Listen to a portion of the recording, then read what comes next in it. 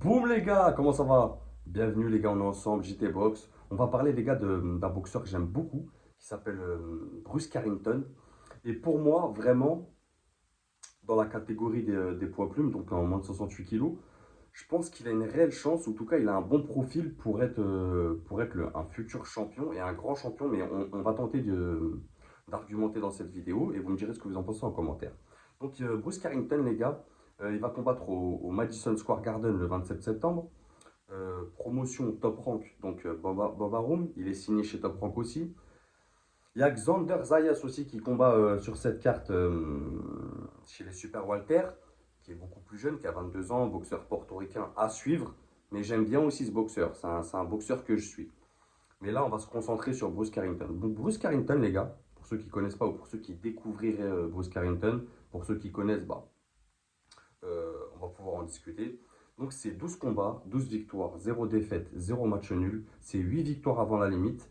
Donc c'est un finisseur. C'est quelqu'un que quand il va te toucher, il va pas te lâcher jusqu'à ce qu'il te finisse. C'est pas quelqu'un qui va aller chercher des points euh, sur les rounds. C'est vraiment un finisseur. Il est pro depuis 2021. Il est top 13 mondial, les gars. Top 6 américain. Top 2 WBC. Alors, le champion WBC chez les poids plumes, c'est Ray Vargas. Il est top 1 WBA. Le champion chez les poids plumes en WBA, c'est Nick Ball. Il est top 8 IBF. Le champion, c'est Angelo Leo. Top 2 WBO. Et le champion, c'est Rafael Espinoza. Donc là, tu vois, il est classé. Il est classé dans toutes les fédés. Donc déjà, c'est très bien pour lui. C'est comment je vais dire ça? Ça en dit beaucoup sur qui il a affronté dans la catégorie et l'intelligence de sa carrière. Et je te rappelle qu'il est si bien classé dans certaines fédés alors qu'il a que 12 combats. C'est ça qu'il faut relever surtout, c'est que c'est bien monté. C'est un boxeur qui fait vendre, qui a une grosse fanbase. Il a 27 ans. C'est un droitier, 1m73. Il va faire son troisième combat cette année contre Suleiman Segawa, un top 23, un gaucher en 10 rounds, donc on va voir comment il va s'en sortir. Mais donc ça reste très actif avec de belles performances. Il est habitué au Madison Square Garden. Euh, il a combattu là-bas depuis cette année 2024. Il a combattu que là-bas, donc un gros habitué de cette salle.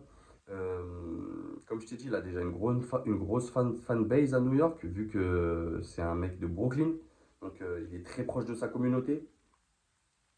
Notamment lors de son dernier fight, il y avait Inoue qui est venu le regarder. Ils sont salués respectueusement à la fin du combat, qu'il avait remporté par TKO.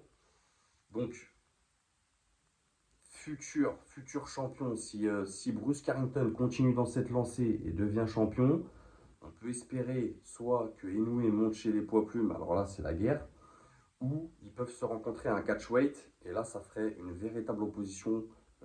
Inoue-Bruce Carrington, les gars, c'est le feu. Je ne vais pas vous mentir. Mais on va essayer d'y répondre dans cette vidéo. Et si les deux se rencontrent à l'avenir, ça serait incroyable. Donc,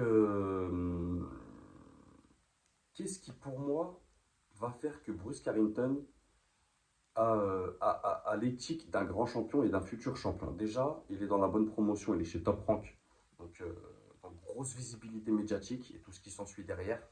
Euh, Grosse activité. Top Rank, c'est quand même une promotion qui fait pas mal de gros events dans l'année. Donc, grosse visibilité sur ça. Il y en a beaucoup, et ça c'est très bien pour lui, c'est un bon point, qui voient en lui un Terence Crawford, tu vois. Euh, Dans sa manière de boxer, très intelligent, très appliqué, finisseur, beaucoup de flow, rapide, physique, qui n'a pas peur d'aller au contact. Et au-delà de toutes ses capacités pugilistiques et techniques, c'est un profil vendeur.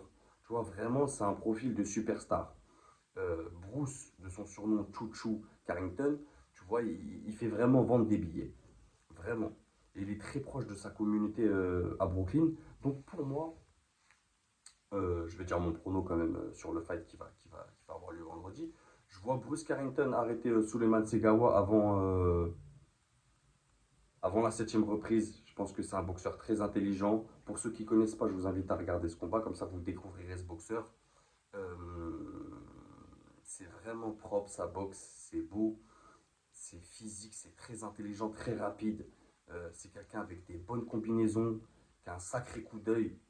Et pour moi, chez les poids plumes, je le vois devenir champion. Franchement, que ça soit Ray Vargas, Nick Ball, Angelo Leleo ou Rafael Espinosa, les champions du moment, je ne les vois pas au-dessus de Bruce Carrington pour l'instant. Je pense qu'il va arriver fort et je pense qu'il va frapper la catégorie fort.